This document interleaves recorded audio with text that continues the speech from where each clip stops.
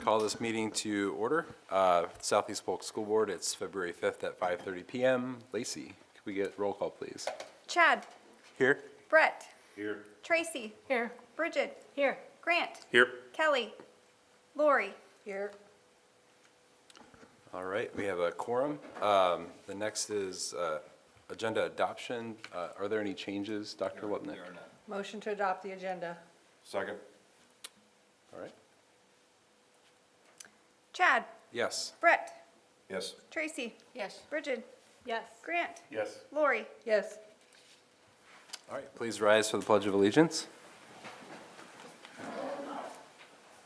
Pledge allegiance To the flag of the United States of America and to the republic for which it stands, one nation, under God, indivisible, with liberty and justice for all. You want to read this?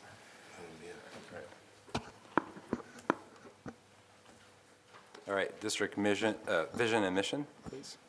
All right. Southeast Polk will learn, lead, live, success for college, career, and civic life, and engage all students in learning a challenging curriculum delivered through quality instruction. Thank you, Mr. Handy. Do we have any public comments?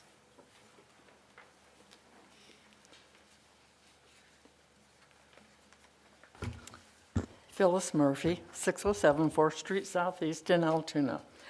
I'm just wanted you folks to be aware of some things that are going on in Altoona, and I'm here on behalf of the Altoona Historical Society. So I'm going to read you what I gave you. The Altoona Historical Museum has been going through a winter cleanup and will reopen on Saturday, March 1st, 2026 at 10 a.m. until 2 p.m. for free self-tours that will continue each Saturday until the end of 2026. There's so much history in that building that just cannot, that can just be read on the walls. Open a school album from the 1950s through the current years. Grab an Iowa book to just sit down and read at your leisure. Did you know that across Highway 163 from the district office there was a coal mine? And last week there was a fire that burned the Bailey home, which is north of 112th Street, north of the interstate, has a storyline from when the Underground Railroad was used as shelter from one destination to another, or have your person try to figure out from how to call home by using an antique phone, just like I used. Do you know who Thomas Haynes was and how things got started in Altoona and the growth it has taken? If anyone is interested to take a small group or class of individuals for a history lesson, please contact me or Mark Dykstra, and I left the information. And then, on Saturday, July 4th, 2026 at 10 a.m., Altoona will have their annual parade, Rain or Shine, from the Altoona Library straight east to Haynes Park. We encourage as many entries as possible, dressed up in brightly colored red, white, and blue decorations, whether it be a float, bands, tractor, semi, or car. This year is special because it's 250 years celebrating America. Applications will be posted on the Altoona Historical website soon. After the parade, there will be a free ice cream social with some fun things going on in Haynes Park. Let's make this the best 4th ever. And yes, we'd love to see a spectacular float of the Southeast Polk School Board. Maybe the new trades facility could use their talents by creating something. Hope to see you soon. Thank you, Phyllis. All right, on to the number 2, the consent agenda. Can I get a motion, please? Motion to approve. Second. All right, any questions, comments? No? All right. Brett. Yes. Tracy. Yes. Bridget. Yes. Grant. Yes. Lori. Yes. Chad. Yes. All right, on to new and old business. Approve architect new elementary school project. Entertaining a motion. Motion to approve. Second. All right, looks like it's DLR group. DLR Group. Any questions? Nina? No, I think we've worked with them before. Yep. All right. Lacey? Tracy, Yes. Bridget, Yes. Grant, Yes. Lori, Yes. Chad, Yes. Brett. Yes. All right, letter B, architect agreement, junior high school secure entrance project. Motion to approve OPN Architects for the junior high project. Second? Okay. Mr. Berger, did you have anything to add on this Be one? available in case there are any questions. Okay. So, Questions from anyone on the board? You know, at DLR we've used before. Has the district used OPN before, or have you used them in your past life? Yeah, I've worked quite a bit with them. They do, they've got a really strong K-12 practice, do a lot of work with districts our size. I think we'll be more than satisfied with their team. Okay, thanks. All right, Lacey? Bridget, Yes. Grant, Yes. Lori, Yes. Chad, Yes. Brett, Yes. Tracy. Yes. All right, letter C, set public hearing for junior high lighting project. I'll move that we set a public hearing date for February 19th, 2026 for the junior high lighting project. Second? All right, Also, just wondering if there are any questions on this one. So- maybe if you could just give a little background on You bet. what this item is. So I believe it was 2017, the district undertook a lightering retrofit throughout the district where, well, certainly the junior high, then, well, high school, junior high were converted from fluorescent lighting to LED lighting. We're sort of at a spot where we're getting to the end of its sort of useful life in terms of those retrofit kits that were installed. And so in conjunction with the secure entry work and the additional work that's going to be taking place at the building, we had discussed going in and updating the lighting throughout the rest of the building. It's one of a maintenance issue, and just, again, we're sort of at the end of the useful life to where the cost of replacing the bits and pieces to continue to, keep those lights shining, we've gotten our money back on them, I'll say that, so. I know that project was done through Mid-American Energy on some grants. We got Correct. some money. Is there any, Mid-American has changed their rebate program. It used to be essentially prescriptive. We would get X number of dollars to change a light fixture out. They don't necessarily operate that way anymore, but we will be able to bundle that together with the other improvements that are taking place there. So there will be some rebates we'll be able to take advantage of through Mid-American. It'll be it goes through what they call their custom program. So we'll have a consultant that'll help us come up with that. But yes, there will be some dollars available. okay, and this isn't just lighting too, this has something to do with some wiring too? Has some wiring, some controls functions. We'll be going in, we'll provide some dimming, provide some occupancy sensors, those walk in and the lights come on, walk out and the lights will go off. So there are some energy efficiency options, as well as some user function that will go into this that we just don't have with the current setup. And they'll be able to get all that done through the summer? That's the plan right now. We were hoping to be able to get started over spring break. The reality is that we're not going to make that schedule, but yeah, we'll be in there, quite honestly, hopefully, maybe even before school is out.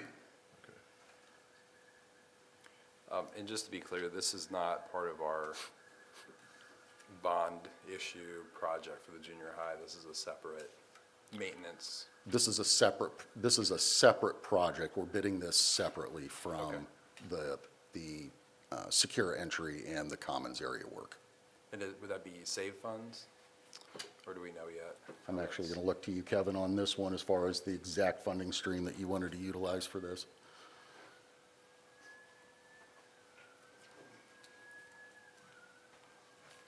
We will utilize PEPAL funds for these improvements. All right. Any other questions? No? Thank you. Okay. Lacey?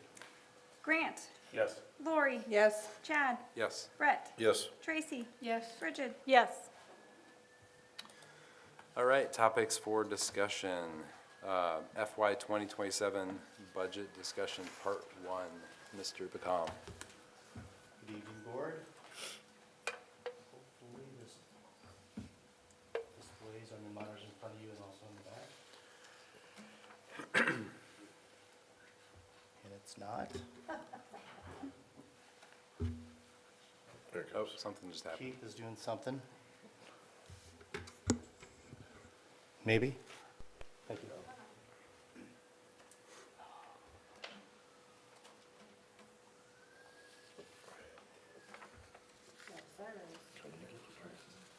Beautiful.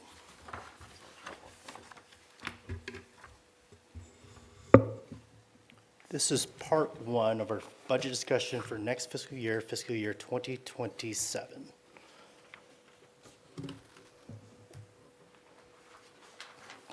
Remember, the goal of setting and publishing the budget is to establish our tax rate. We don't know what the exact increases are to SSA, other legislative issues, and then I'm just going to provide you kind of a budget timeline for those things. Most of you guys on the panel or the board are experts now at finance, right, when it comes to school finance. So just going through these things for you. Budgeted items and non-budgeted items there, the ones that are asterisks, play a part with our overall tax rate. Here are the budget drivers. We know what our enrollment is. We'll show you that. That's an increase of 11 students moving into next year. We have outstanding contracts that expire for both our CPL group and our classified group, Ask Me. But those wages always open up for the year for negotiations. We know there's no increase in IPERS, which is great. We also know there's going to be a slight increase in our medical plan, we believe, based on our preliminary indications.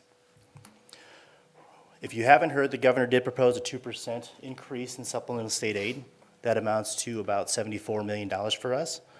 New this year, as part of the proposal, about $42 million to fill up the budget guarantee. So budget guarantee, I have the board pass the budget guarantee resolution every year, just in case we have declining enrollment that exceeds or decreases past our budget authority. Typically, budget guarantees are funded by the local districts via property tax. This is a change in philosophy of the state. Now the state will handle, according to this proposal, filling those buckets for the districts that are in declining enrollment with state dollars rather than local property taxes. You'll see a theme come through here regarding local property taxes and property taxes in general across the state of Iowa. So And that, sorry, that Yep. 73.9 million, that's not for us, that's for the state, right? That is not for us. I wish it's not for us. That's spread across the state, yes. And if you look at 2%, there was a declining, there was overall across the state, just over $7,300 students less. So when you look at kind of funding at the same rate or with this reduction of students, it's not 2%, it's actually 1.47% to school districts. So let that stick in your mind for a moment at 1.47%. Categorical funds are also getting a 2% increase, and it amounts to about $22 million. There was, it was earlier this week, a Senate proposal at 1.75%. I don't want to even talk about that yet. There's a lot of legislation that's been proposed or will be proposed as we go through this process. Right now, I just want to stick to the 2% as we talk. As we go through further budget discussions, those things might change depending on what happens across at the Hill. Kevin, real quick, is the 42.2 for budget guarantee, is that in addition to the 73.9? That's additional state money Right. provided, yes. Southeast Polk will get none of that. Oh, no, because we're right, not I a just want to budget make sure guarantee. it wasn't the pot Yep. that went down to 30 million. Absolutely. Spread across, okay, perfect. And if you were wondering, funds not related to public schools, the Education Savings Program, or the ESA funds to non-public schools, their appropriation is reaching $350 million next year. Proposal increase of 6.6% or $21.8 million. Again, 2% SSA across the 331 school districts in the state of Iowa is an increase of just under $74 million. Charter schools, appropriation for next year looks to be about just over $20 million, and that's an increase of $8.8 million or 66% to charter schools. Who's not getting very much money? Just to remind you, at 2% SSA for public schools is just under $74 million. Based on the 2%, here's our increase of student, the cost per pupil, 160 students, getting the cost per pupil just under $81.50. Our certified enrollment up 11 students. It's pretty flatlined, right, when it comes to overall enrollment, up just over 1%. Our net open enrollment is, we're actually down 6.2 students. ELL increases there, preschool increases as well. I think those are the right numbers, 5.91. Is that just a coincidence? I think it's the right numbers. Both classified and certified wages are open. Our preliminary medical premium increase is 8.7%. We don't believe it will be higher than that.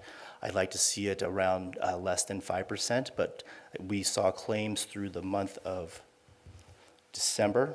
We'll wait till March. I think it's actually pushed to April now to see our final rates. So we'll see that in April as far as final rate increases. With those great rates, we are self-insured, which means we have a little bit of control of what we have as far as what's in the self-insurance fund. We have an insurance committee as well that's made up of administration, members of both CPIA and ASME staff, and members of our consulting team when it comes to our benefits and our carrier as well. Dental premiums, there will be no change in dental premiums. We are actually going to increase. We're going to enhance our plan. If you ever go to the dentist and the dentist asks you at the end if you want fluoride on your teeth, a lot of us say yes, and then we get a bill at the end that says it's $75. Well, we're going to include that one fluoride for each one of our members and each one of our participants going forward. So even with that, there's no cost to that premium. Kevin, so when you're saying 6.29 for the employee, 9.44 for the employer, Yes. is that the administrator cost? This is IPERS. So IPERS sets their rates. We have no change in how we do that. So as an employee, for every $100 I make, I've got to pay $6.29. Okay. And the district has to pay $9.44 to me, for me. So our contributions for the employees is that 9.44? Correct. Okay. Yeah.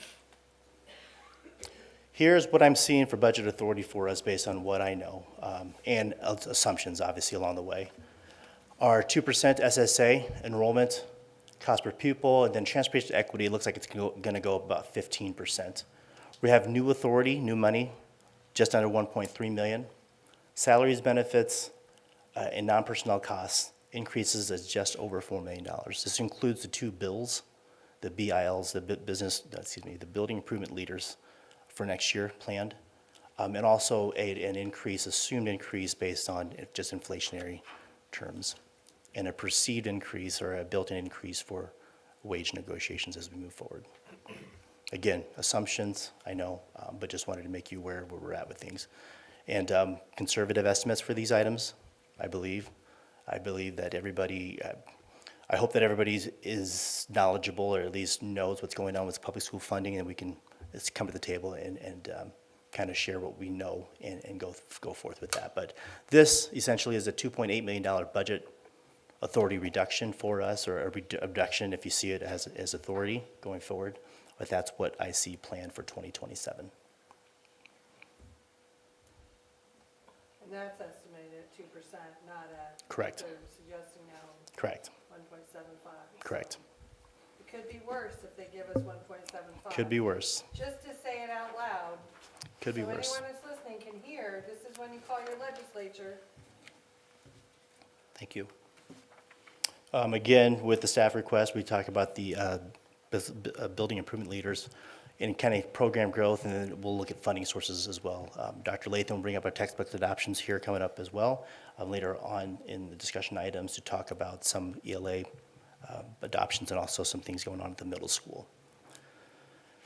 I talked to you a lot about financial indicators and what this kind of means for the solvency and unspent spending authorities. At the end of the year last year, and this is unaudited information, you see those rates up there. We are still within the ISB recommendations, but I don't foresee those going up. They will drop based on our projection of expenditures and what we have as far as budget authority going down, unless something drastic happens. Now, solvency ratio may slide up a little bit, and I'll share that with you and how that might look going forward as I talk about the overall tax rates and how those pots fill in. But just keep in mind what this is at. We're still within the IASB recommendations, but we have been slightly falling when it comes to solvency ratios and our unspent spending authority. So that last slide, if that is the way it shakes out with the 2%, we'll still be well within the range, Yes, but we're not gonna go up, we're not gonna move. maybe back in towards- solvency, but not, definitely not spending authority as we look at this. Just a slide here on federal funding, just to remind folks, we have title programs. There was some change at the federal level, providing some money to our state to have them kind of divvy those monies out to public schools. I don't believe it's going to affect it very much. We're still getting our regular Title I, Title II, Title III, Title IV monies directly from the feds. That's our authority. How do we gain that money, right? How do we fill those buckets up? So you've seen this slide before. If there's one slide you get out of this, and people watching, because I know there's probably thousands of people watching this on YouTube. This is a slide to to pay attention to. Every school district has a $5.40 uniform levy. The state then comes in and fills that up to 88.4% of the cost per pupil. There's additional there's additional monies the state provides through the SAVE fund, or the sales tax funds, to fill that, what we call the Peter, and used to call the Peter money. And then the additional levy then has been funded by the school districts in the past. You may have seen or will see or may hear that the state is wanting the proposals to accelerate a redirection of SAVE funds from schools to the state to the tune of 30% of what we get now. And the idea in one of the proposals is to not have any additional levies for school districts. So every school district will have the same 540 levy, and then everything else filling up to the cost per pupil being filled up by state funds. Fine, well, and good. School districts still lose out on those SAVE funds. School districts then are at the mercy of state funding filling up these buckets going forward. That's just what we need, to be at their mercy. Right. District funds again here. So evaluations did go up pretty well for us today, this year. You see those increases, overall increases of just over 8%. Some of the things for tax considerations, dropout prevention, that's something that the board approves directly as far as plans and also the ask for the monies. Those are supported directly by property taxes.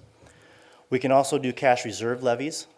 We do authority approvals at the board level when it comes to things like our enrollments, when we increase enrollment, open enrollment out, all those pieces there. You also approve things like a special education deficit that we get authority for. So all those items are authorities, but we don't actually get the cash yet until we cash reserve levy the following year. When it comes to the certification of our enrollments, we had about $1.4 million of authority at excess ELL. You'll see there just over $500,000. Our special education deficit grew $1 million to about $4.1 million. So based on the formulary that's used by the state in the aid formula, there's a 20% cap on cash reserve as well. We could have levied up to $11.8 million in cash reserve to fill up all those buckets that we've used in the past and spent, and also to help us out with our solvency ratio. But I don't let us do that. We don't allow that, because then we want to play with we want to make sure our composite tax rate stays where it's at.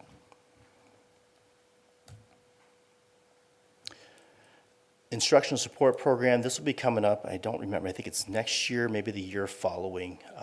This is a program in which we have to do every 5 years to renew.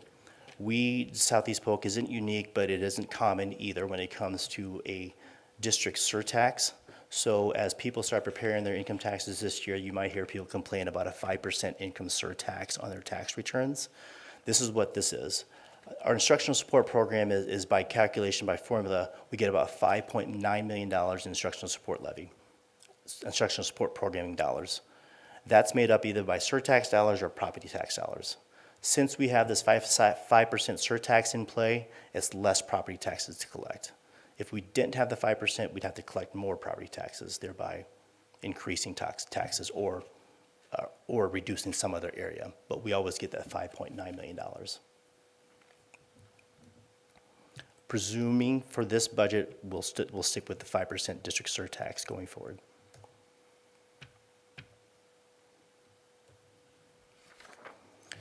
Our debt service levy, you'll be interested in this one. Our limit's 405. We are in the process, or will be in the process, the board will see some action on the Series 2026 GO bonds. This is the $51 million bond that was passed last November. Our rate was 213, it's moving up to 250, as we talked about before.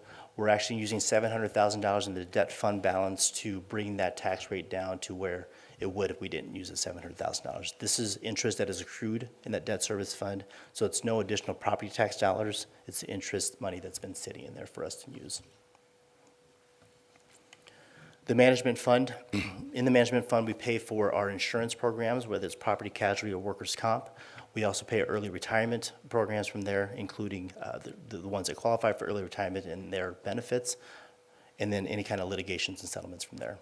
I will tell you that in looking at the management fund, we do have a balance. It's not a big balance, so there might be some reconfigurations between the management fund dollars and cash reserve dollars.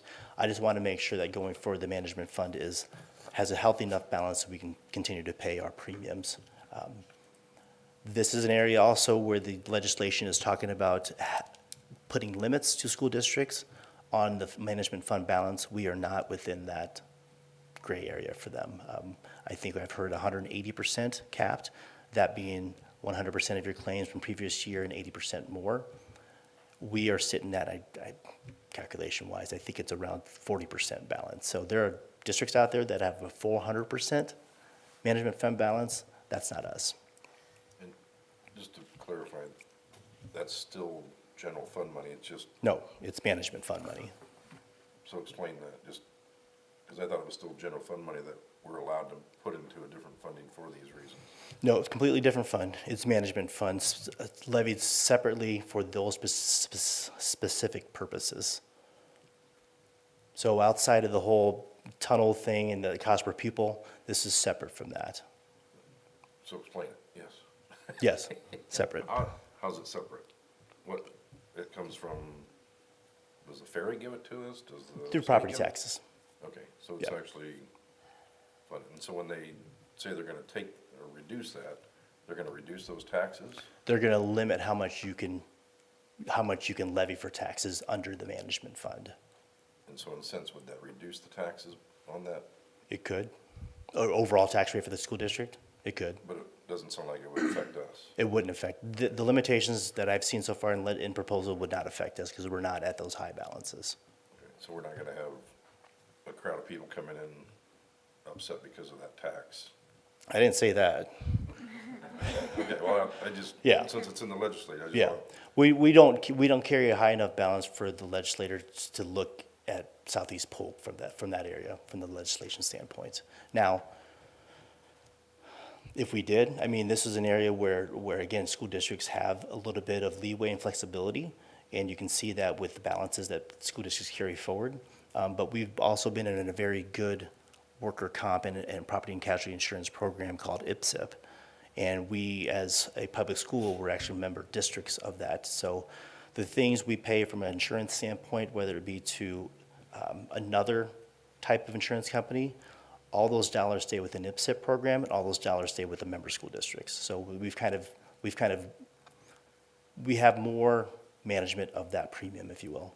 Okay, because the management fund is obviously important, and that's why I guess I thought it was part of general fund, because I know when we have cost savings with the retirements that we have each year, obviously you know, the people that have been around for a while make a Yep. little bit more money, we bring that. So that savings, how do you cross that savings then from the actual general fund to the management fund, so we can honestly say we are saving?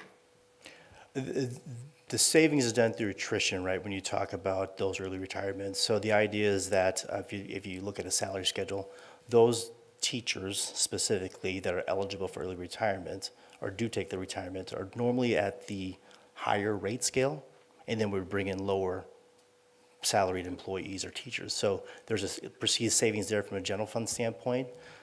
On the other side of that, with our early retirement plan, we are also paying for, it's not a TSA, a tax sheltered annuity piece, and also pay for up to 5 years of insurance for that particular employee. So one of the more, I guess, better examples of that is that we are part of the equipment breakdown insurance program.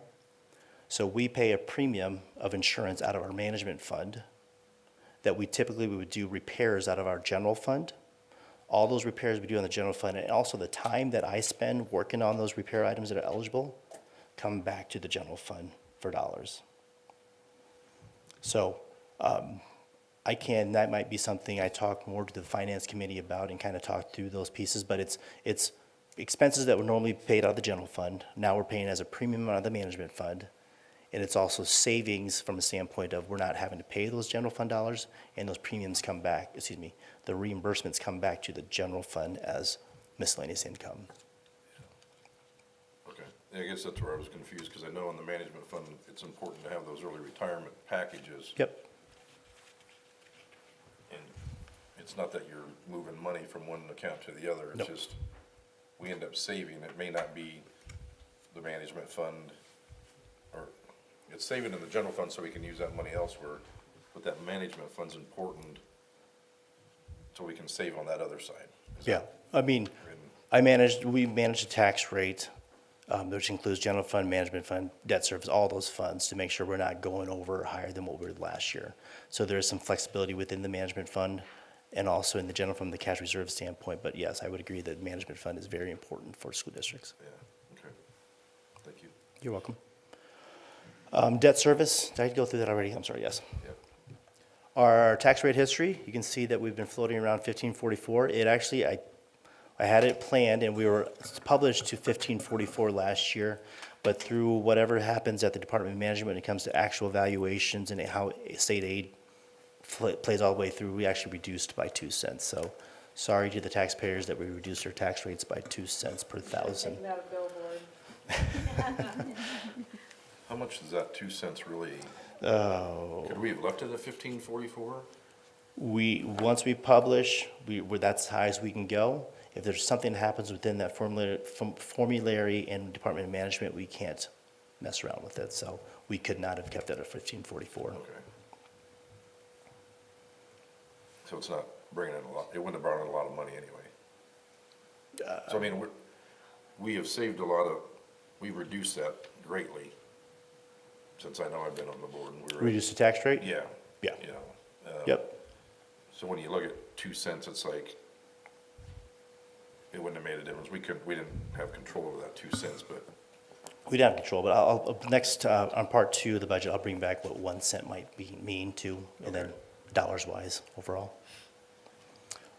This is just tax rates in the current year compared to last year, surrounding districts. Our budget process, we have to certify the budget by April 30th, and just started a few years back, we have a public hearing A, which is done through the county. We provide some information to the county and do the budget process, and then they send out mailers. And then there's a public hearing B, which is what we do generally as a board, as done in the past, to set our tax rate. This budget process, this is public hearing A. This is where we show that if we were to have the same total property tax dollars received next year as we did this year, our tax rate would have gone up, down, whatever the way was, based on just total dollars. That's not real life for us because our dollars go up from a property tax standpoint just inherently because of supplemental state aid, because of enrollment growth, those things. This is when the public gets notified and It it is. scares them, the mailing. And Yes. then they all come in and they think that we've raised their taxes. So we get to sit through a meeting like that. Just be prepared if it's your first one. Hopefully, it's not the thousands that are sitting and watching the YouTube right now. Public hearing A, again, establishes those pieces, and then we still have some flexibility within the funds. The public hearing B is when we actually do the tax rate. We have a little bit of a nuance this year. Sorry, Dr. Lupnick, I just told him today about this, but the Department of Management will not let us will not let us hold a public hearing for public hearing A until after March 20th or later. So we only have one school board meeting in March, and it's March 12th. So we're going to have to talk about a special meeting. I would propose March 26th just for public hearing A. Sounds like it's done. Can't wait. Nope, They- sorry. They just established that timeline? Well, it's been established by so last year was March 15th, we had to get things to the county, this year it's March 5th. So it's kind of pulled everything forward a little bit. So it's to give the county time to mail the Yes, mailers out? to compile all the information for all school districts and all entities into this publishing, in which they're responsible for mailing. Okay, because we were gonna go through the meeting before, right? The March 12th, is that right? March 12th is a planned school board meeting, so we'll just do another budget discussion then. Right, prior to knowing though that it had to be March 20th or later, we would have done it March 12th, is that, Yes, if the dates would have filled out, yes, correct. okay? Then I'm just gonna make one comment. One of our neighbors to the west put out a thing about that 2% versus 4%. Have you seen that? I have. Kind of explaining. Is that something that we can put out on our, because I think it'd be nice for people that do look at our Facebook and stuff, just to understand that financing piece on why that 2% isn't 2% and why 4% is really what we need and how that equate. When I read it, it made sense to me. I could follow it, and it just seems like, I don't know if the public really knows that stuff. Sure. And I don't recall if it was the UEN or the IASB that put that out, or somebody else that put that out, but, That was a superintendent, I wasn't gonna say the name, but it was a superintendent oh, from, I know what you're referring to, yes. yeah, so I mean, he's made it public, it just. Yep. it's- From the state, and then Brad shared it. Yeah, so, well, what is it, from the state? Okay. So, Yep. if we could do something like that, just so our taxpayers understand why we keep talking about Sure. needing 4% and the, different, lowering numbers of students through Iowa for public education, how that affects it, so. Absolutely. In real life, And it may not get them to pick the phone up, but at least they're gonna have knowledge of it, and no, I think this is a perfect time for citizens to contact our local legislators. I mean, there's no better time to do so than now. yeah. Jeannie, do you have that? Have you seen that thing from Dr. Buck? Okay, It's on my Facebook. okay, I think I reshared this. It's on mine too. all right. So, that's all I got, thank you. What other questions might you have for tonight? I'm just not saying anything, so my head doesn't go like this. Right. Pray for the 2% and hope for more, but, I don't think we're gonna get more. I hope we don't get less. yeah. I can offer, we do have a, with Mrs. Ernst and Mr. Gillen, we do have a finance committee meeting Thursday morning, I believe. Thursday morning? Yeah, Thursday. So if you have any questions related to this that we want to get through then, that you can talk to me about. If we do get the 1.75, will you Yep. be prepared at the next meeting to give I can. us Yep, the outlook for our budget cuts? yep, Thank you. it'll just look more grim and darker. Perfect. It'll just lower the contrast a little bit. Has the House put out a number yet? Not that I've seen. Okay. I've seen, yes, not that I've seen. Because the understanding is that that could potentially be higher. They usually project a higher number, Senate lower. Yeah.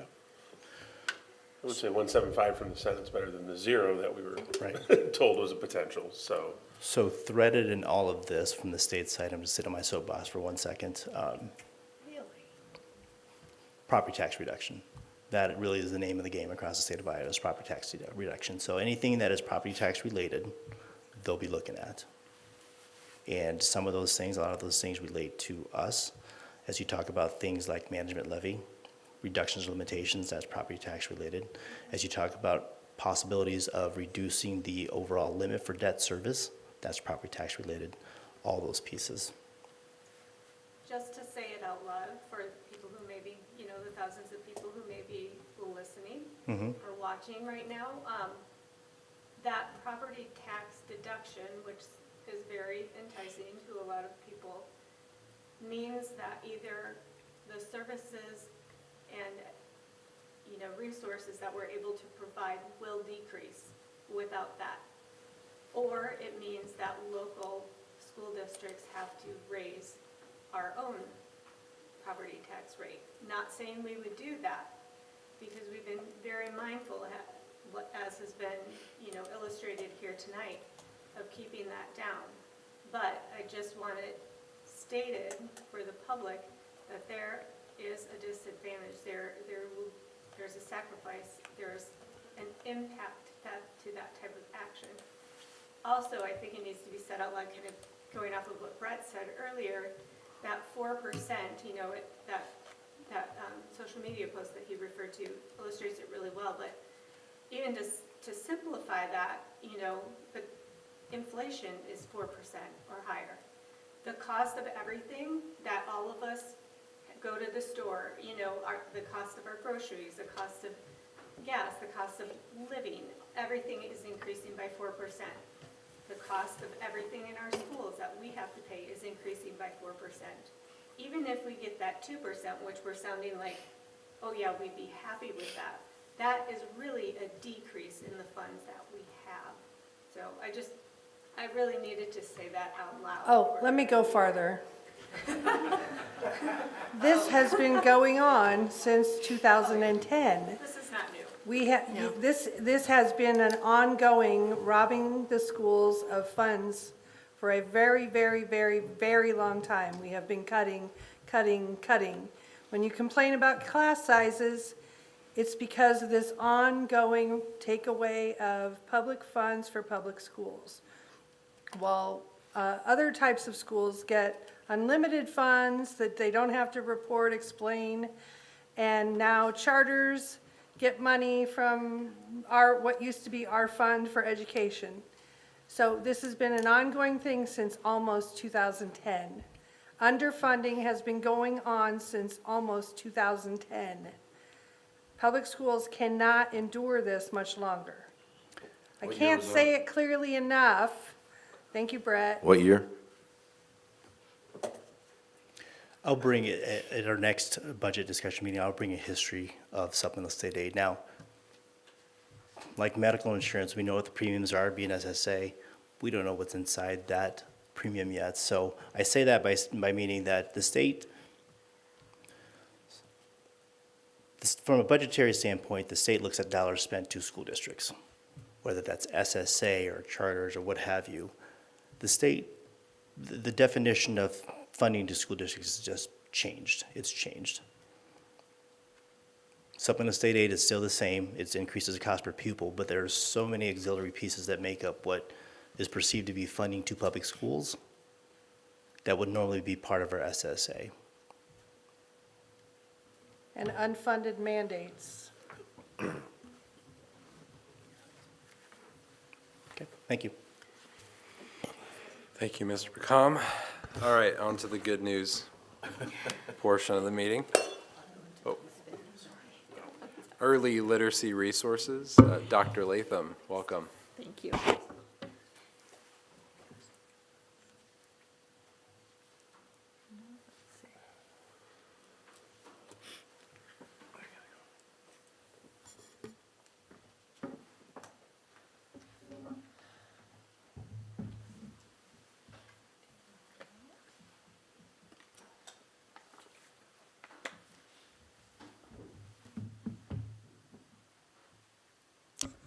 All right, well, good evening, Board. As we look at business costs, one of the costs on there was curriculum materials.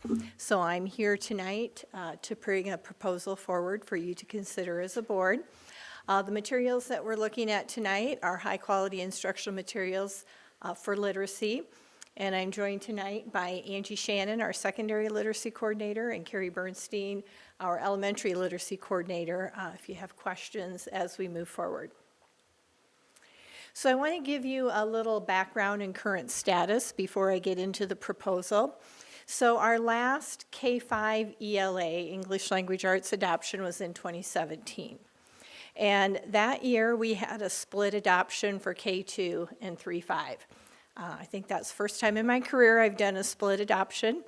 But at the time, science of reading was just reemerging, and we could not find a company that covered both strands of the rope, the language strand and the knowledge strand.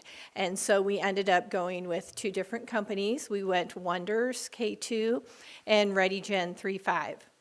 The adoption was set to expire in 2026, but for those of you who were on the board last year, we advanced the 3.5 adoption as ReadyGen discontinued as a company, and the materials were no longer available. We thought we could get through this year, but we were already running out of materials and our population was going up, so we went ahead and did our adoption last year. We put a committee together and they recommended CKLA, which is Core Knowledge Language Arts, and we are in our first year of implementation. So Wonders expires at the end of this school year. So for K2, we have to look for something different. But I'm also including middle school tonight, which I will build some knowledge around that. And our last middle school adoption was further back. It's been over 10 years since we had a literacy adoption for middle school.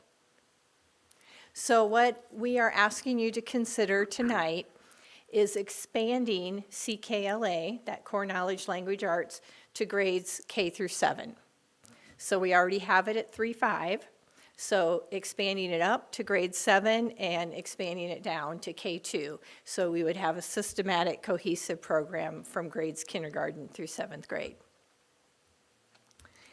So our 3.5 teachers conducted a thorough review last year, and they identified CKLA as their top choice for adoption. And many of you have seen CKLA in action as you've been out in the schools. It's designed to build knowledge systematically across the grades. So it really spirals. So the power of CKLA comes from moving it from grade to grade as we go through. And what we have found is that it aligns well with our science and social studies units. So we're able to get some good integration there. And also, beginning 2 years ago, the state has an approved list of high-quality instructional materials. So these materials go through a very rigorous process. At the elementary, CKLA is one of 3 programs identified, and at the secondary level, it's one of 2 programs identified. It doesn't mean that you have to use those materials, but for those who choose to use those materials, you can go through a state contract and there's a significant discount when purchasing that for your school. And the other thing that we know is that having a single program lets us consolidate some of our resources. So our professional learning, our resource management, vertical articulation. Again, had the materials been available in 2017, we would have gone systematically. And now that companies have had a chance to catch up with the science of reading, we believe that CKLA does a nice job of bringing those elements together. So we met with all the K2 teachers in November in this room, as a matter of fact, and we proposed expanding CKLA to K2. And we gathered feedback and input from teachers, and we also polled the K2 teachers on the possibility of expanding CKLA to K2. Whoops. And the results of that poll, 90% of the teachers indicated yes, they would like to expand and move forward with CKLA. Is that pretty common to get 90% agreement? Yes. Oh, well, it's fortunate to get 90% agreement. In my experiences, people are very passionate about teaching reading, particularly at the early grades, and I'm happy to get consensus, so I thought 90% was pretty high. So at the same time, when we were exploring this K2, we were getting some very positive feedback from grades 3 through 5 teachers, as well as other districts. So there are several other districts, both in the metro and across Iowa, that are implementing CKLA. And we're starting to see the strength in building that knowledge, and especially the vocabulary. So some of that academic vocabulary, so when we're studying something in 7th grade and they say the kids have never heard of that before and they don't have the vocabulary, well, CKLA is giving them some of that knowledge.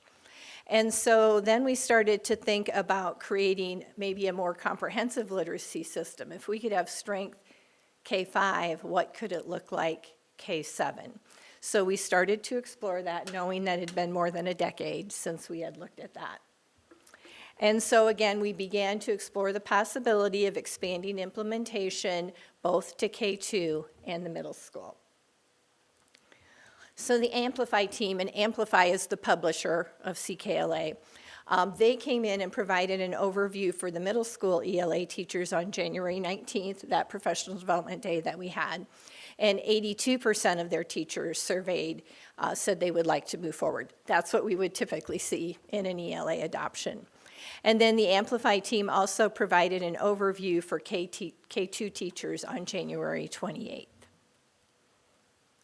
So as we move forward with this proposal, if the board approves it, we do have a sample set of materials available at district office, and schools have been scheduling time to come in and review those. All K-7 teachers have access to a CKLA demo site, so they can go in there and look at it. We have elementary grade level collaboration next Wednesday, and we'll be providing some structured time for K2 teachers to dig into that. Because this is a unique way of looking at an adoption, we are offering what we're calling a jump start after spring break. So every grade level and every building is represented in this jump start. They applied for it.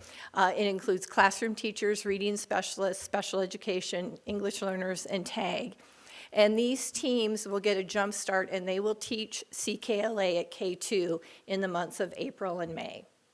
And that way, they'll get kind of a taste of it. They'll be leaders in their building, leaders at their grade level. So next year, when we go full implementation, we'll have people who've already gotten started who can help other people get that built along.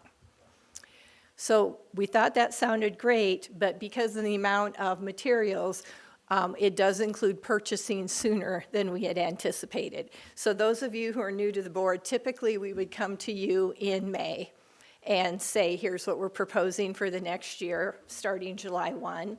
But if we get approval and move forward, we would like to ask you to consider this now so that we can pay for the materials for our teachers to begin a jump start in March. So here's some additional information, and I may ask Mr. Bacom to come up if you have any questions. So because it's one of the, as he just finished talking about dollars, because CKLA is one of the 3 state approved at the elementary level, we do get a fairly significant discount, which if you look at the invoice, it's close to $500,000. It also includes a digital support program that we are now paying for as a supplemental program. So we'll not have to pay for that supplemental program if we adopt this program, and that'll realize a cost savings of about $400,000 over 6 years. And once Chapter 62 started maybe 8 years ago or so-ish, we have received an early literacy intervention grant each year. Well, at the time, they were talking about 3rd grade retention, and we were saving money for that. That requirement has gone away, and that frees up those dollars for us to be able to pay towards the new adoption. And that's probably around $600,000 that we'd be able to use from the early literacy intervention grant. The rest of it would come from the line item for instructional materials that Kevin sets aside each year. Typically, our most expensive adoption is going to be K2. You can see that's 3 grade levels, and you see how much more that is than 2 grade levels at the middle school. So it's a huge investment. It's an important investment, but we know that we typically save money for a couple of years to be able to afford that for early literacy. Did you have any questions for Mr. Bacom before I? Well, let me finish up this one more. He looks happy anyway. Yeah, he does. So the middle school is proposing, we have 180 days of a school year, but you can purchase CKLA at the middle school for 100 days.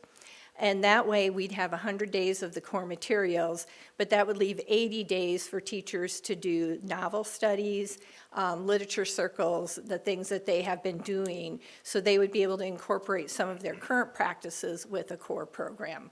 And because it's one of 2 programs approved by the state, we have a discount on those materials as well. The purchase of the materials includes professional development to support implementation. We have an optional session in July that teachers can attend. They're paid to do so, but they're not required to attend. We have a session in August during pre-service, and then we schedule 2 job-alike collaborations across the school year where Amplify comes in and provides that professional development support. So again, what we are proposing for you tonight, you would vote on it at our next meeting in February, is that we would expand CKLA core knowledge to go from grades 3 through 5 to grades K through 7. And so I will open it up to any questions, and our people with us can help us respond. You got it on the budget?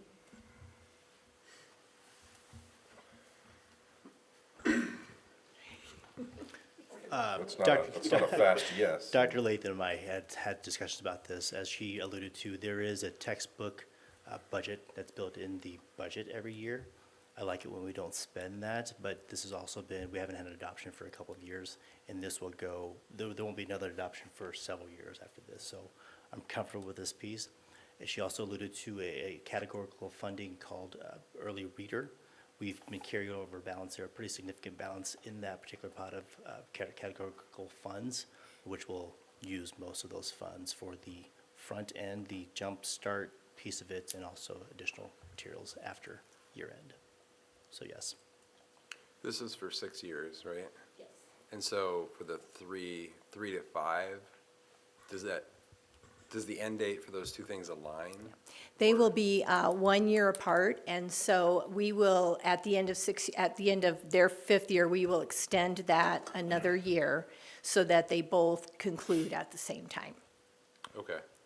And then do we get a discount because we're doing K through 7, like because we expanded it? Well, we get a discount at each level. So every time we make that, so there's a discount built in. So we've already paid for the 3-5. And so then the K2 has a more significant discount than the middle school. And so they don't do a bulk one, but they do one for each particular level. Okay. Yeah, I just wondered if there's like a volume discount because Yeah. we bought them all. They have been very supportive in working with us. So as we move to a larger, I think as you move to a larger expansion, the services from the company tend to expand as well. One thing I wanted to point out when Mr. McCom was talking about the line items for textbook adoptions, I'll be back later to tell you about the new social studies standards that were passed in January. They were just recently passed. And we have done an alignment with that and CKLA. And because of the tight alignment, we don't anticipate needing to adopt new social studies materials if we were to adopt CKLA for elementary. We may for middle school and junior high, but not at elementary.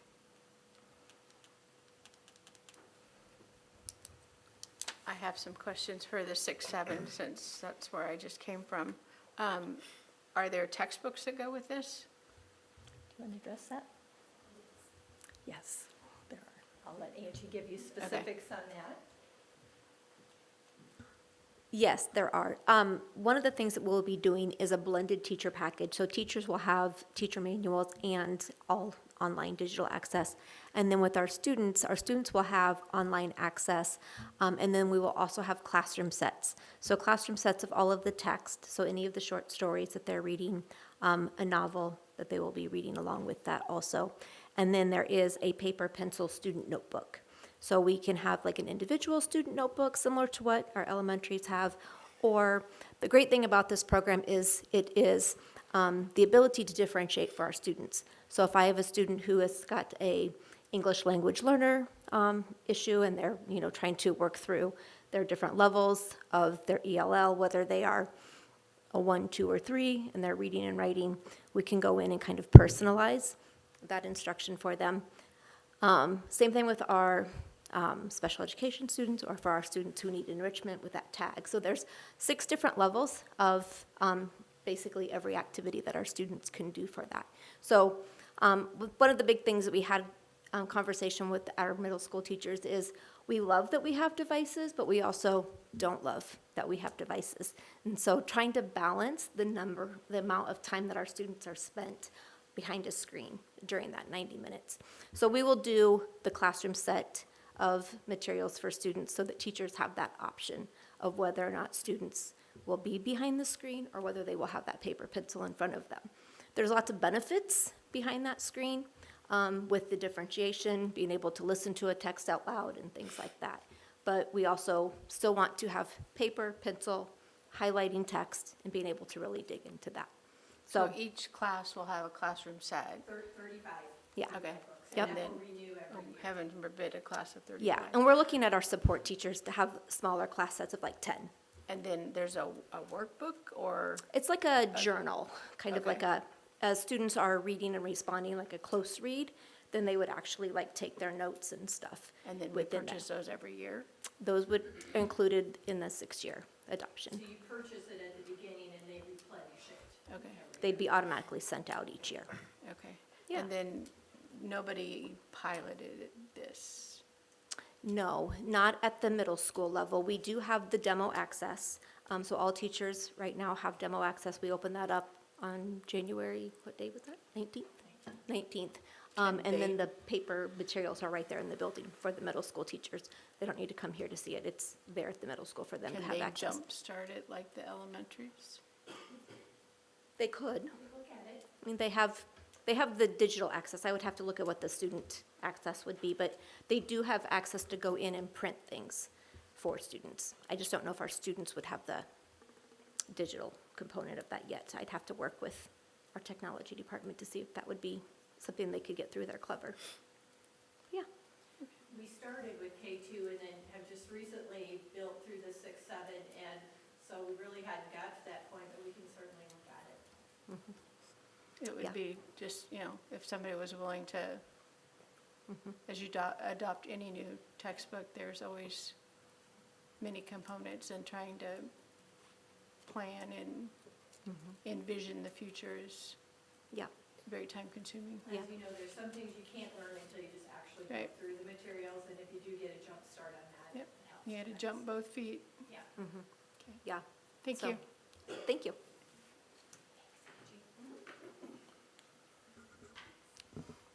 Other questions? So the money was there? Yes. Okay.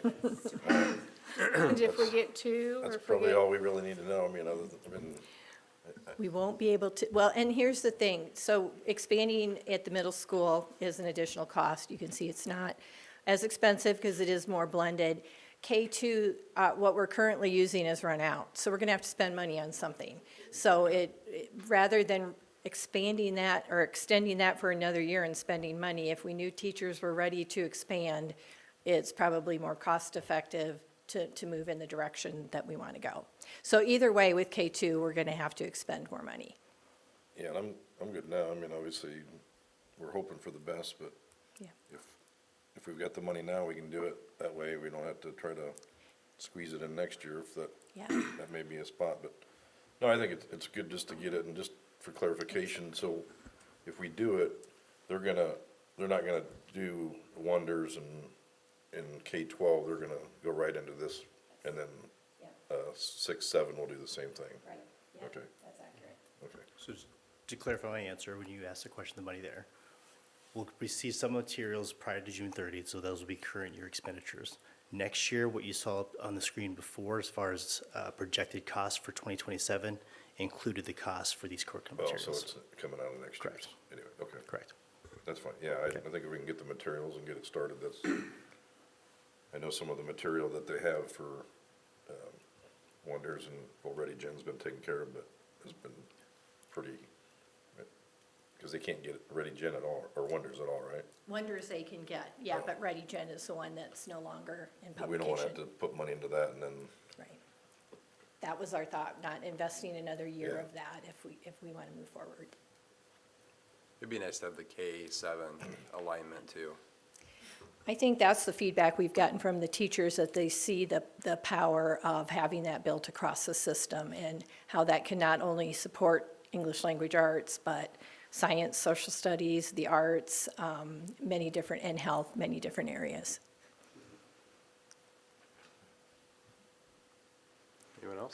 I take it you two are in support of it? Yeah, I was just gonna add to that, and Tracy, was in the classroom when we had that, but, it's, like, Dr. Latham has said, this has been a 7-year process that we've been looking at for our elementary. It's been 10 years for our 6th grade and 11 years for our 7th grade. And so in doing that, when we were packing up Spring Creek and moving over to this building, we were like, what do we do with our textbooks? Well, they were in really bad shape, and to move them forward. And so we had that conversation then, like, we need new materials with our students. And it was like, well, it didn't make sense to do it at that point either.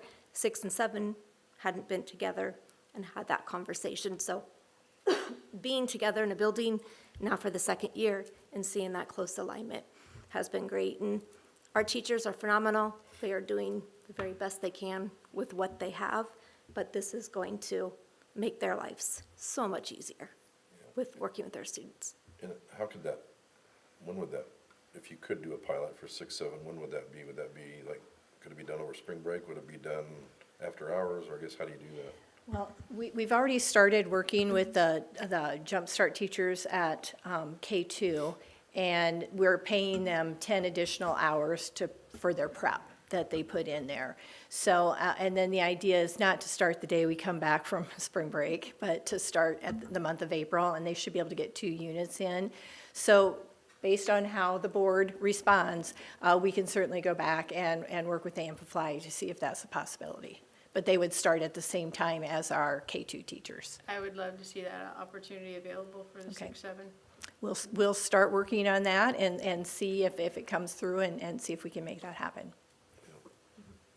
The nice thing with the middle school is, we're talking 7 to 10 classroom teachers with that material, not 8 different buildings across the district and doing that. So it's a lot easier to do that when they're all housed in the same place with 7 to 10 teachers teaching that. Especially if you have the representatives from the company still Yeah. close at hand. Yes. Yeah.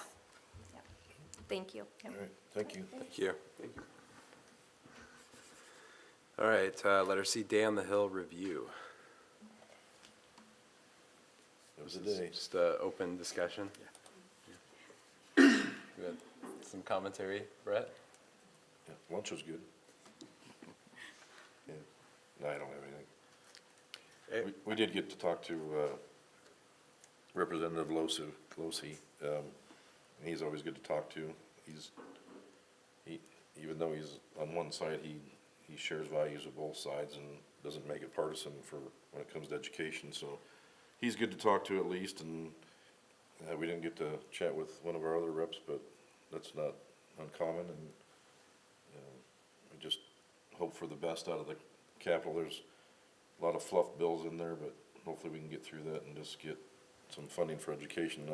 So I just reiterate what, on that 2% versus 3% versus 4%, just make sure we get that communicated out to our public on why that's important. And then just like management fund, reason why that's important. So the more communication we can do to our taxpayers and community members would be great on some of these bills that are pressing.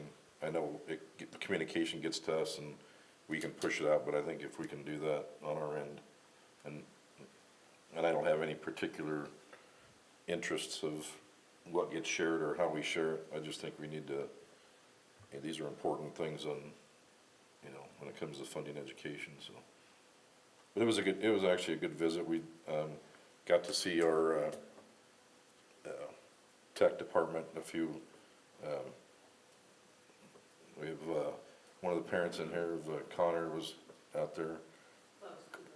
Cooper, anyway, one of the boys.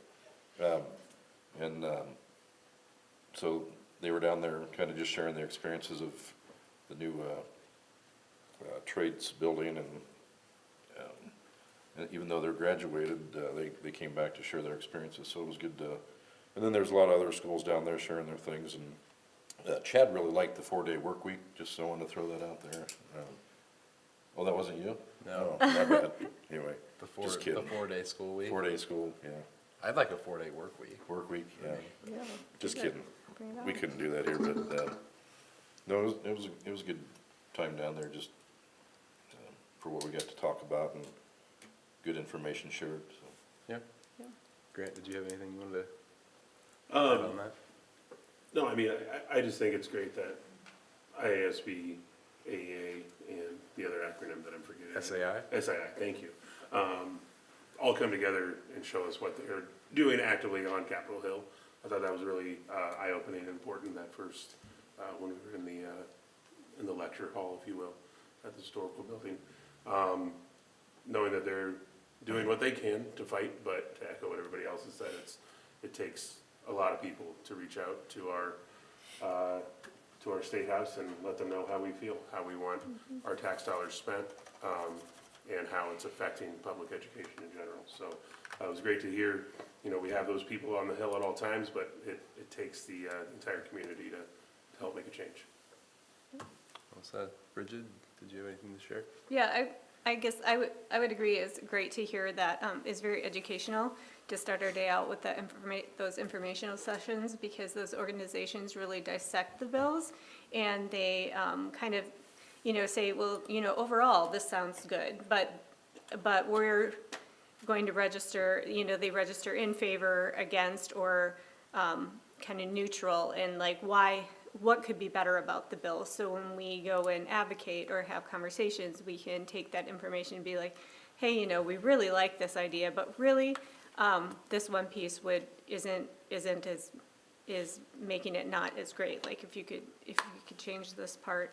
And the only other thing I would really add is that I think that day, talking to Senator Losi and other communications and I don't know, things in the news and social media, it seems that the legislature has gotten the message from the school districts that we would really like to have that SSA number as soon as possible. I know that's something we emphasized last year because it was dragging on, and I think our day on the Hill was later in the legislative session, and so we kind of, there was anxiety building about getting that number. I think they have heard that, and I think, that was part of the reasoning given by the subcommittee for the 1.75. Well, they said, well, we wanted a number sooner, so this is a starting point to get the conversation going. Whether I agree that that's the right starting point,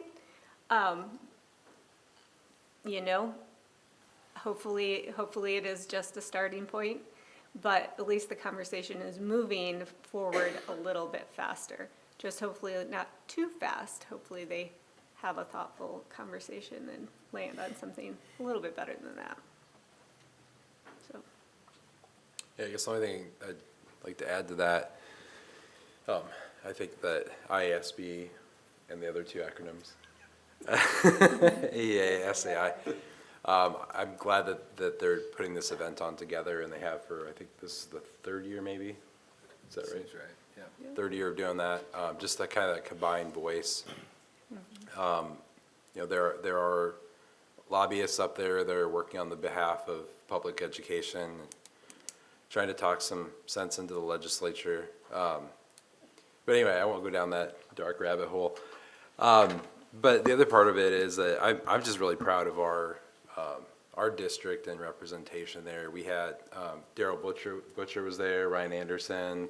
We had a couple of students representing our trades program, and I think all of our representatives in our area, or at least most of them, stopped by at least and got a taste of what we're doing here, which I think is powerful. I mean, maybe that's the best part of the day on the Hill, is just getting those students out there and showing the great things that we're doing here. So, but yeah, it'd been nice to talk to more of our representatives, but we did have a good conversation with Representative Losi, and I think that I don't agree with everything with him, but I think that he's fair and thoughtful in his representation, and he's somebody that he'll always listen, and you can talk to him. So it was nice that we had that opportunity also. Do you want to add anything, Dr. I would just echo how great it was to see our kids and staff there representing us and interacting with all kinds of adults from all across the state of Iowa. That was really fun to see. Absolutely.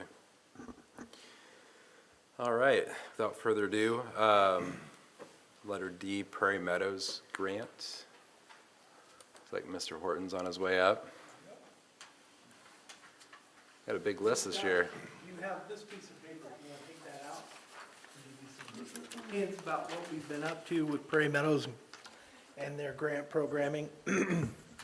First off, Prairie Meadows is a great supplier of so much for our entire community that some days I wonder, do we ask enough? And other days I go, man, we're just always asking them for something.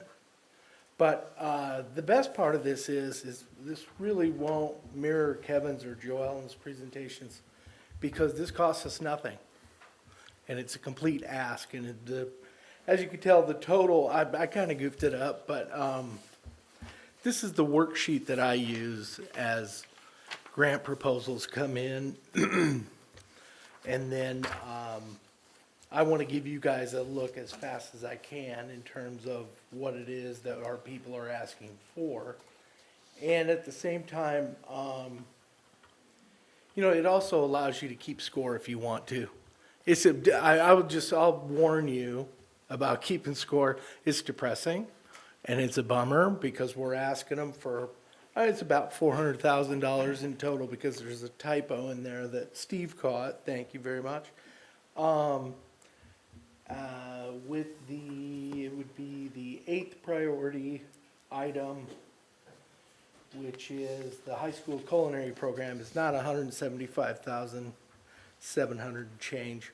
It's $17,574 is the ask.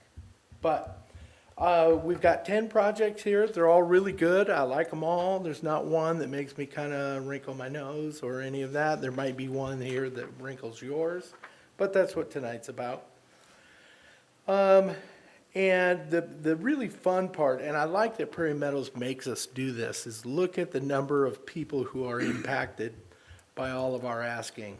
So it's almost 18,000 people. That's students, adults, community, so on and so forth.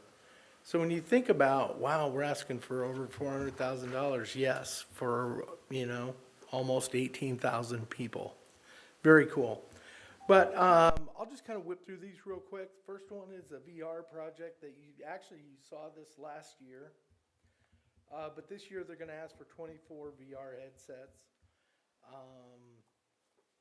at Mitchellville. Second one is for all 11 libraries, written by our own Angie Shannon, sitting in the back there. She's looking for front-facing displays and front-facing clear acrylic bins for books, things like that, to the tune of $75,000. And then Jake Bartles put in for the revitalization of the Runnels Library, which is kind of unique in and of itself because half of the library is for kids and the other half's for the community. We don't do that anywhere else other than at Runnels. So that's why his number, it creeps up a little bit above how many students are served in that library, which would include the community as well. Denise Schooling at the middle school put in for a sensory walk. You can just imagine flagstone and pavers and that kind of stuff for about $60,000. Ginger Nally's looking at a French library that she's building in her classrooms. She has junior high classroom and a high school classroom. But she's looking for leveled books that are written in French for kids for $1,350. Denise Schooling wrote a second one in addition to the sensory walk. She's looking at a dynamic media system for the lunchroom at the new middle school. Like you go in there, she's looking for things that look like this, technologically speaking, mostly for communication or you have a big meeting in there or something like that. And she's asking for almost $35,000. One common problem that we have every year is updating high school instruments, band instruments, because they don't get cheaper. That's a guarantee. And this is kind of a standing ask that occurs about once every other year from our band folks. But these will be for the high school for $30,000. And also at the high school, Amy Marasco put in to kind of breathe new life into a program that we cut a long time ago, and it's really involving the culinary program and connecting that to DMAC and some bigger opportunities for kids, and she just needs the stuff.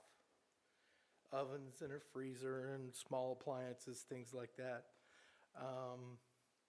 And then at Centennial, another library project, some mobile browsing, shelving, mobile chairs, tables.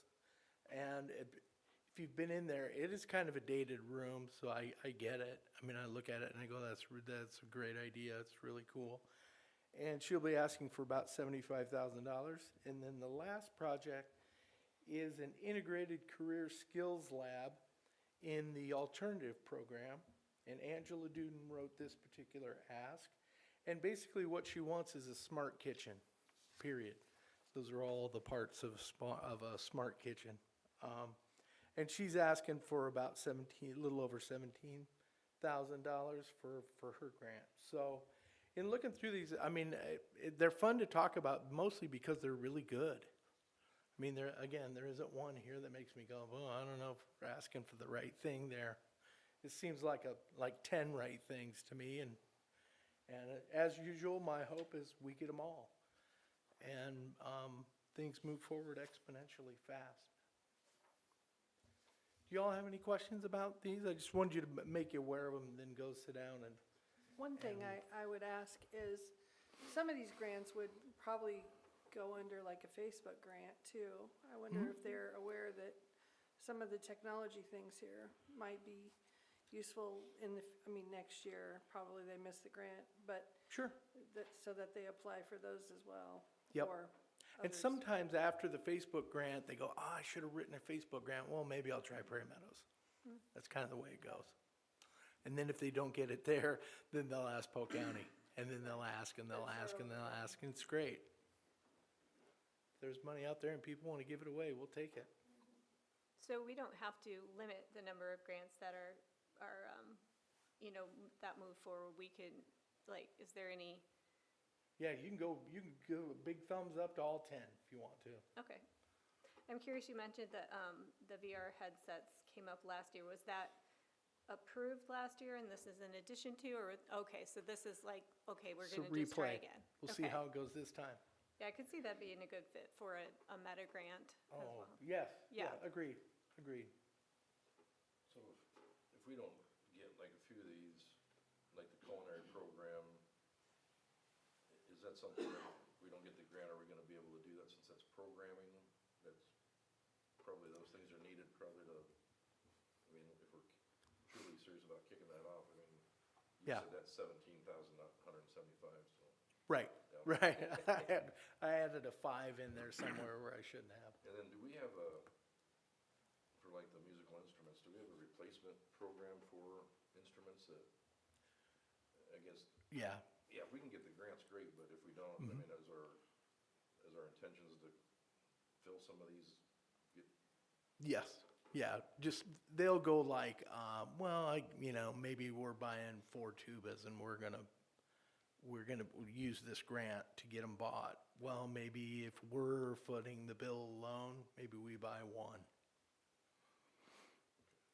But to answer your question about the culinary project, I don't know. I think Steve's gonna have to do some hard number crunching at the high school to figure out how they're gonna pay for something of this importance to revitalize an old program.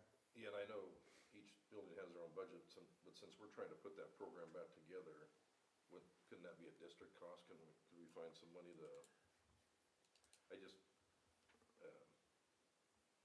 that one just kind of sticks out to me, because that's a program, obviously, we did cut, and we're bringing back, and I don't know if the building should have to pay for that up front. The district should get it supplied, and then if later on, if he needs a new stove, he can find it in his budget, but, I mean, that's something you guys can talk about, I just want to throw it out there.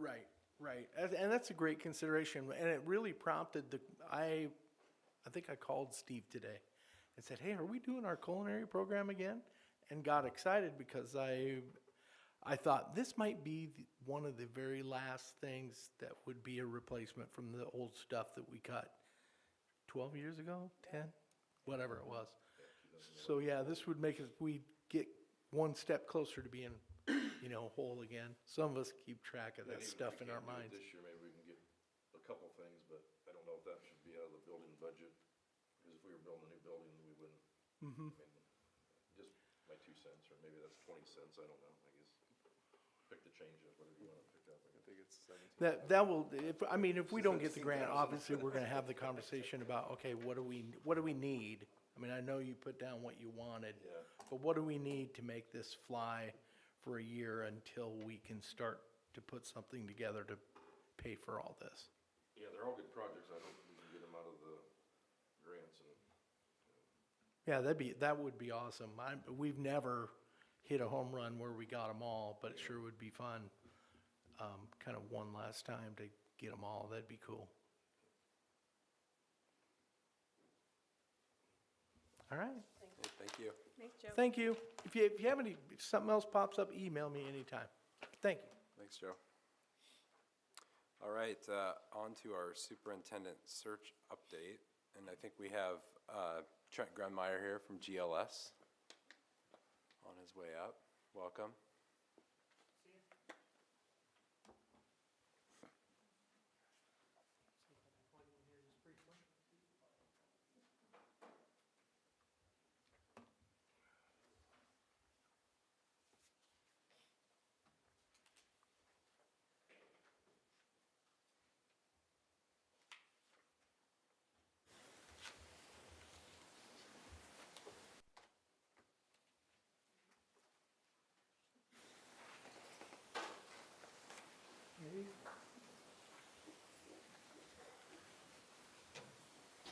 Lost it. Go to the wrong screen. I like the desktop picture. Hey, thanks.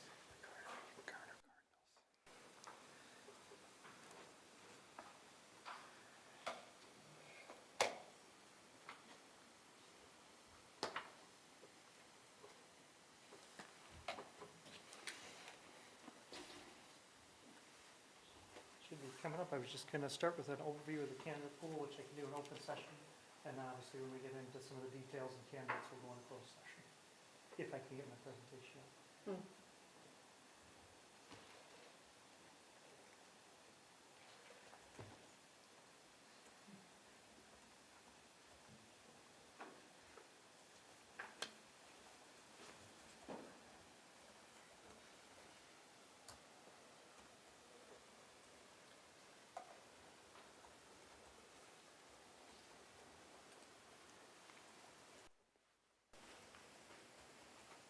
And we were that one pulling.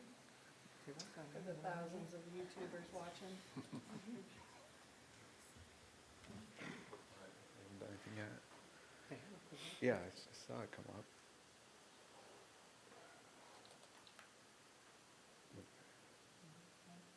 Yeah. Okay. I'll let you drive.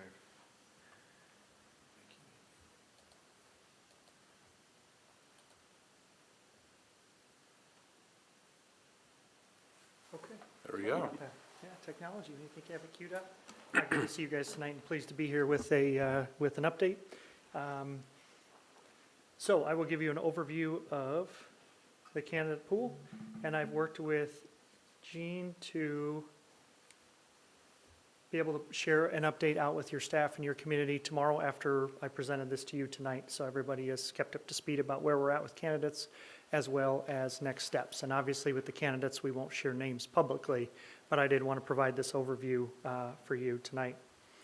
As a reminder, we'll talk about more of this in closed session, but I'll keep bringing you back to what the stakeholder survey said people were looking for in the next Southeast Polk superintendent, which is on your screen there. Overall, we had 20 candidates apply for your superintendent position. Unfortunately, 4 of them have been hired before the closing deadline, which we will talk about a little bit later. Out of state, out of Iowa, we had 7 candidates. Actually, we had 1 candidate there you see from Canada.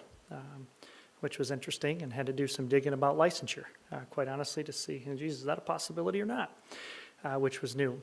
And then if you look at those out-of-state candidates, we have representation from Georgia, Minnesota, like I said, Canada, Texas, and New Mexico. So I feel good that we got the job out there and marketed, widely for you.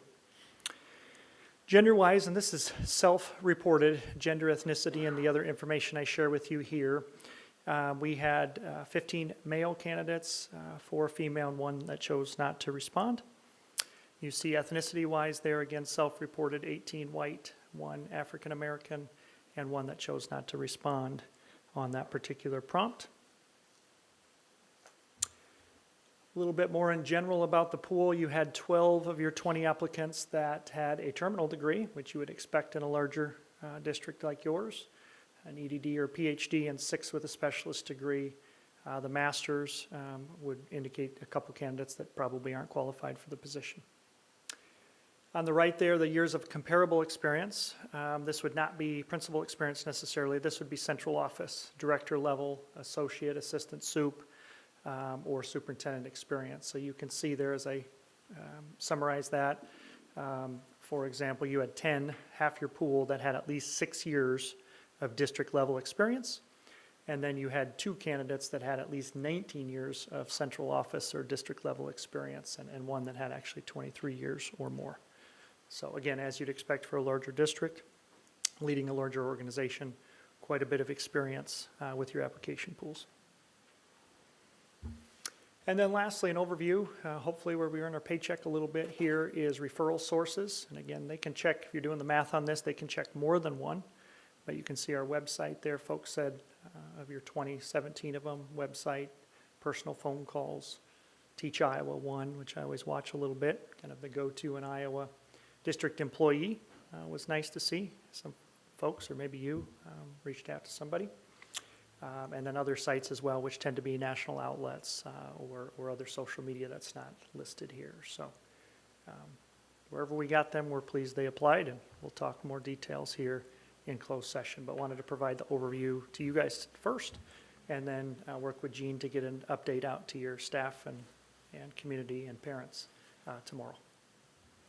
Can you speak to how the number of applicants compares to what you're seeing elsewhere? You guys do a lot of searches. Is 20, is that a kind of average number that you see for a superintendent? All last year, our average across large to small districts was 14. We finished with 23 at Pella. Linn-Mar right now, we're sitting at 13. You're testing me now, but because I don't want to get these wrong, but I would say 20 is as expected. The quality of the pool is just as important, and I think you have some great options there. Yeah. Grinnell, I want to say we were sitting right around 20 or 21 as well, a little bit earlier. That was already hired. Mount Pleasant, we also had right around 20, I want to say 20, 21.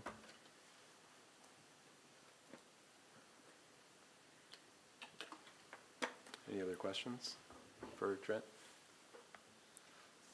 Obviously, we're going to spend some time together here in a little bit, so Yep. thank you for the presentation. Did you have more to show, or is that? No, we'll talk about, in closed session, we'll talk more detail about candidates and their qualifications, and we'll also finalize some details around next steps that are confidential. So look forward to that.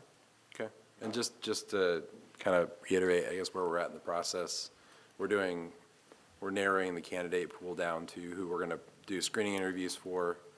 I know you had a graphic in your other presentation that shows the kind of the path, but Yep. Once we do the screening interviews, which will be on the 12th and 13th, then we'll narrow that candidate or that pool down to probably 3 or 3 to 4, and then do our finalist interviews on the 25th of February. That's correct. Yep.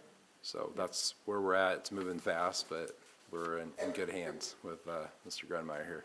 Yep, one step at a time, and look forward to the next steps as we get to know people more personally. All right. Thank you. Thank you. You bet. Can I get a motion? Motion to adjourn. Thank you. Brett? Second? Second from Grant. All right. We're adjourned.